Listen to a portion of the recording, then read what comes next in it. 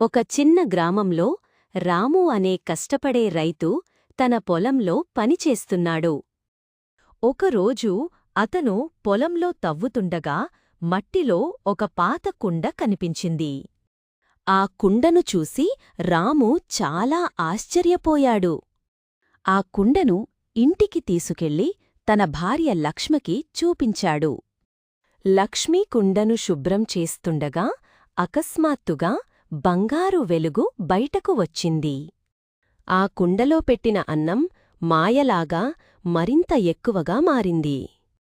అప్పుడు రాము మరియు లక్ష్మి ఆహారాన్ని పేదవారితో పంచాలని నిర్ణయించుకున్నారు.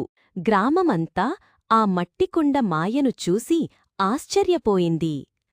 అందరూ కలిసి ఆనందంగా భోజనం చేశారు. మంచి మనసు ఉన్నవారికి దేవుడు ఎప్పుడూ సహాయం చేస్తాడని రాము చెప్పాడు. మన మోరల్ స్టోరీస్ ఛానల్ ని ఇప్పుడే లైక్, షేర్, కామెంట్ చేయండి మరియు సబ్స్క్రైబ్